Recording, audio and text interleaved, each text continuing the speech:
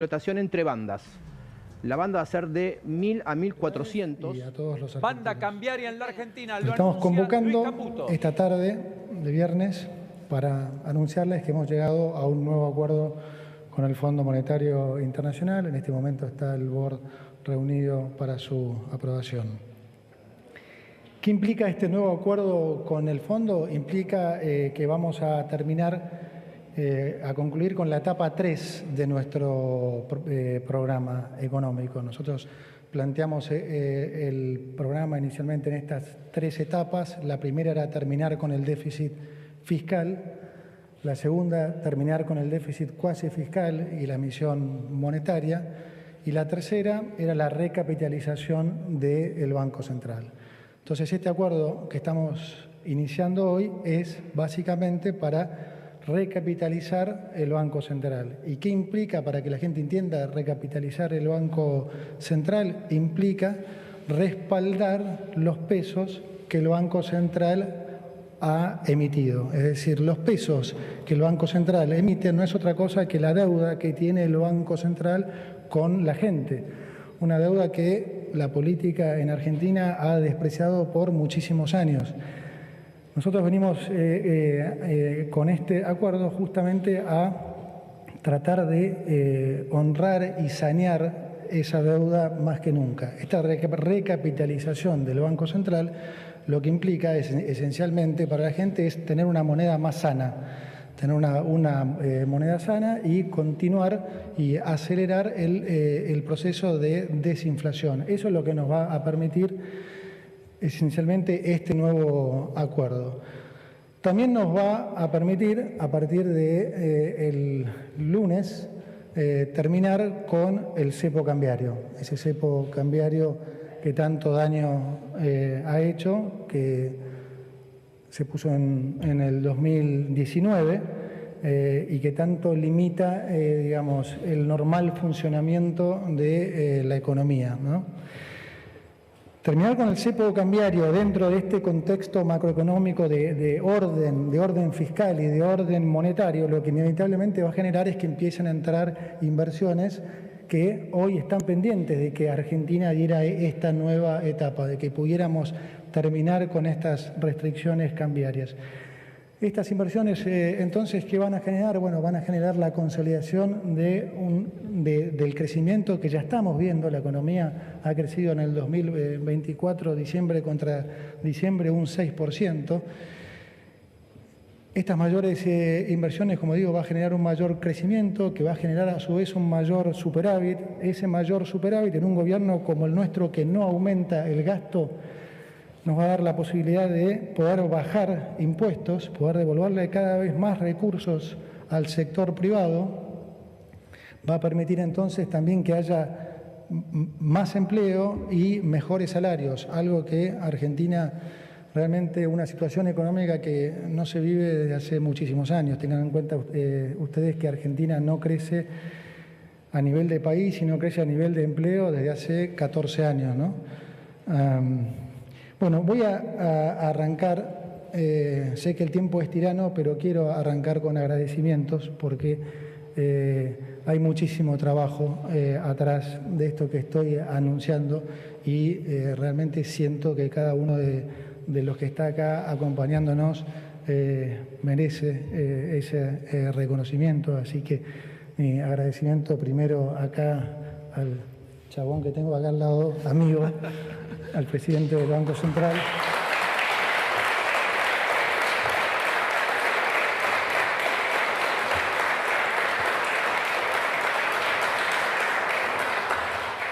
Tampoco aplaudo tanto porque me voy a emocionar, así que, bueno, el agradecimiento al secretario de Finanzas, Pablo Quirno, también, que ha hecho un trabajo extraordinario, al viceministro de Economía, José Luis Daza, que largó todo y se vino para Argentina a sumarse a esta patriada, a nuestras 3 anclas, Martín Botier, Federico Furiase y el picante Felipe Núñez, siempre hay que tener algún picante en equipo, a nuestro secretario de Hacienda, Carlos Huberman, que cuida cada peso de los argentinos para que no se malgasten,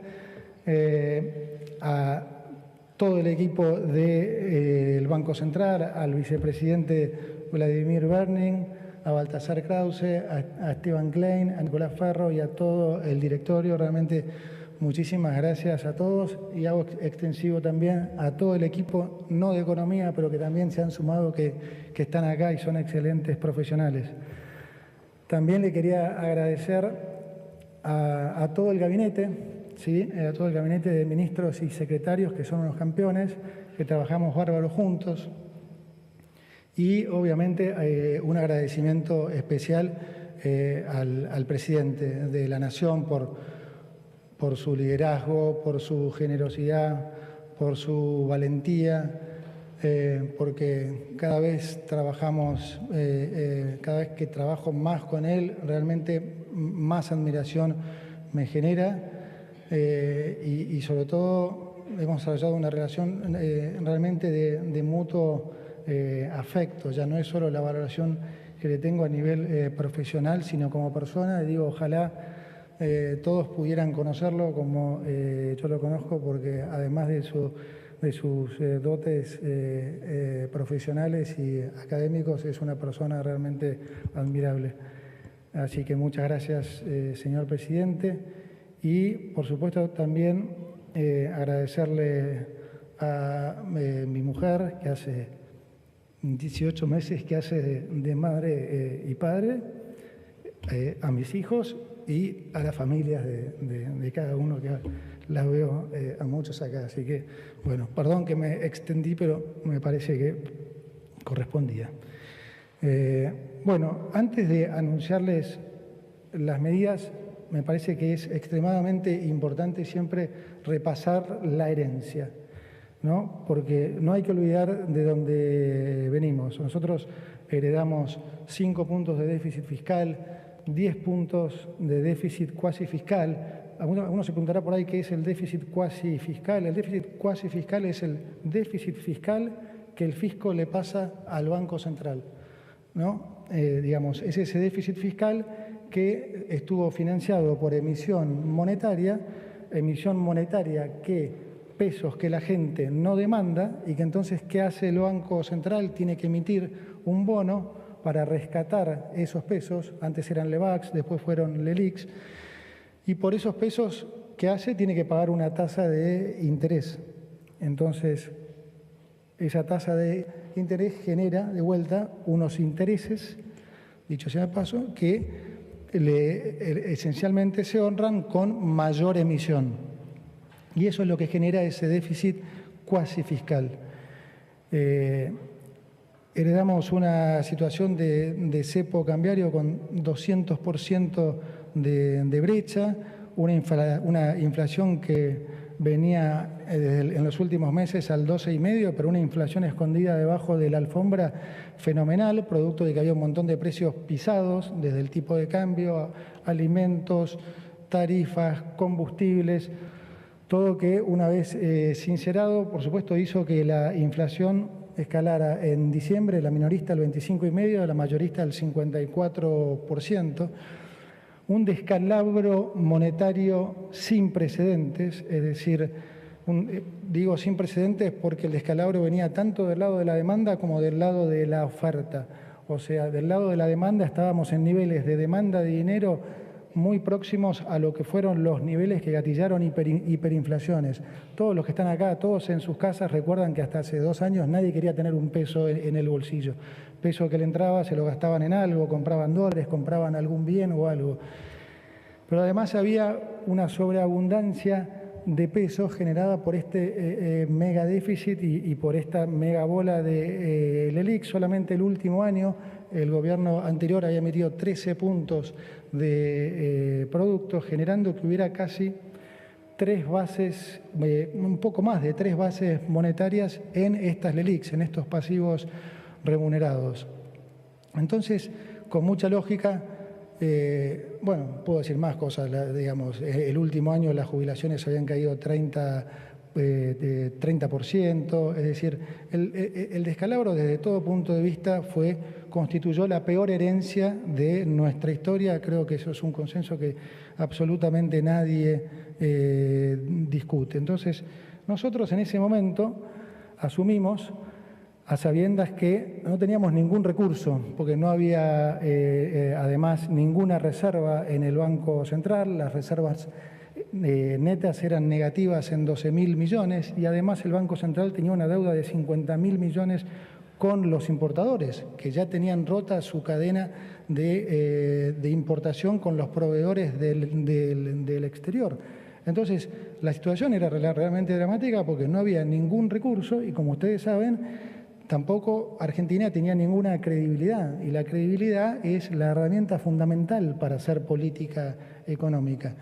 Bueno, en ese momento el programa con el Fondo Monetario Internacional que habíamos heredado del gobierno anterior estaba absolutamente caído porque no se había cumplido ninguna de las metas que el fondo había propuesto. Nosotros teníamos nuestro propio programa económico que habíamos desarrollado durante años con nuestro grupo en la consultora durante años, pero claro, pretender poder lograr un acuerdo nuevo con el Fondo Monetario a días de entrar con el descrédito que Argentina tenía era absolutamente imposible. Por lo tanto, cuando hablamos con el fondo, lo que se decidió fue tratar de reflotar el acuerdo que tenía el gobierno anterior, pero con una salvedad que era fundamental.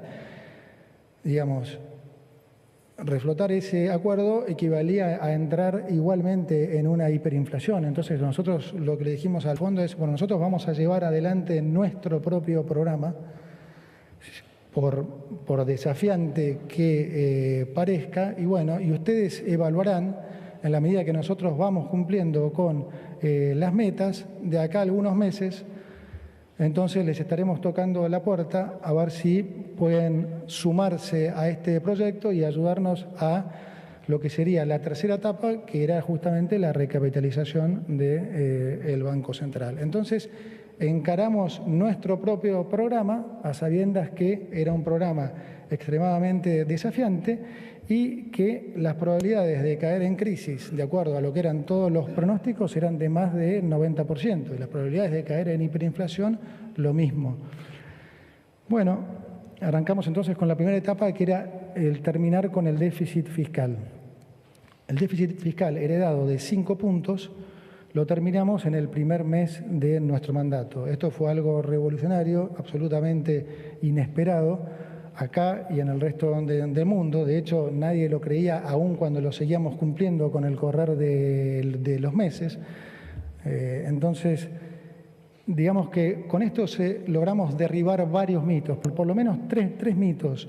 Uno, que no se podía hacer, ¿no? Nos la pasaron diciéndole a la gente que no se podía cerrar el déficit fiscal, que como mucho se podía hacer un ajuste de 1 punto tal vez en el año. Bueno, nosotros pudimos hacer de vuelta 5 puntos en el primer mes de nuestro mandato.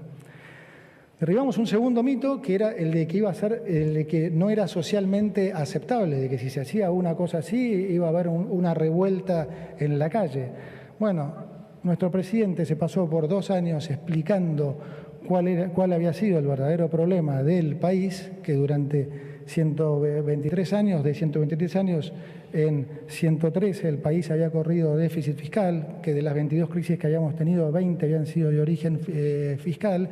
Bueno, finalmente eso terminó permeando en la gente, que empezó a entender. Nosotros también, cuando llegamos, explicamos esto lo más claramente que pudimos, y la realidad es que hicimos este ajuste y hoy la popularidad del presidente sigue absolutamente intacta y de hecho creo que la gente valora hoy, que se da cuenta que en realidad lo que estamos haciendo nosotros es cuidar su plata, es cuidar la plata de los contribuyentes. No es plata nuestra, es plata de los argentinos, y nosotros lo que estamos haciendo es cuidarla.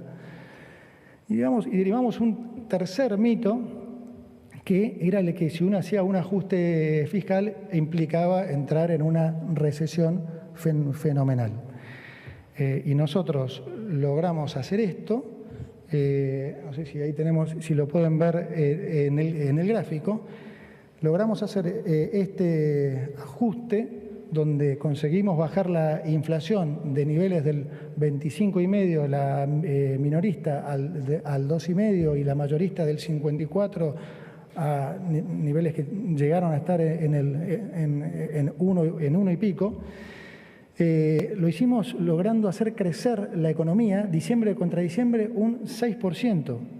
Y esto tiene una explicación lógica, que es, la razón es que no lo hicimos subiendo impuestos, como tradicionalmente lo quiere hacer la política, es decir, sacándole todavía más recursos al sector privado. No, nosotros lo hicimos ajustando el gasto, bajando un 30% el gasto. ¿Y qué gasto? El gasto espurio, ese gasto que se iba en la política, ese gasto que se iba en la corrupción.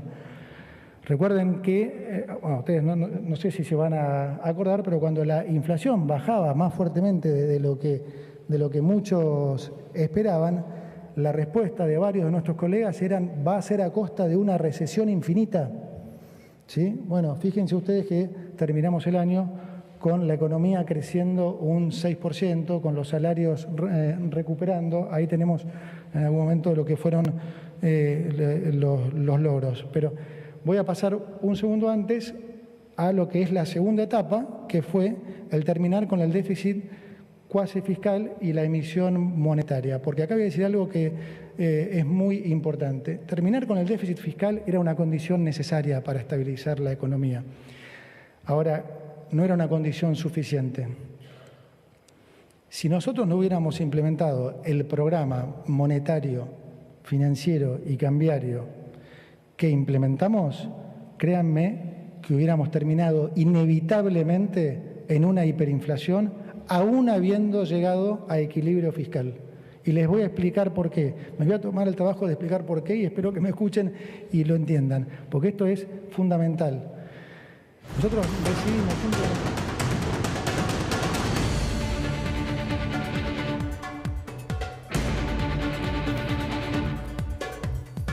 Bueno, el principal título del día lo acaba de dar Luis Caputo. Dijimos que estaban todas las versiones y que hasta las más osadas podían producirse. Levantamiento del cepo cambiario, lo que todo el mundo económico pedía. Caputo lo resolvió.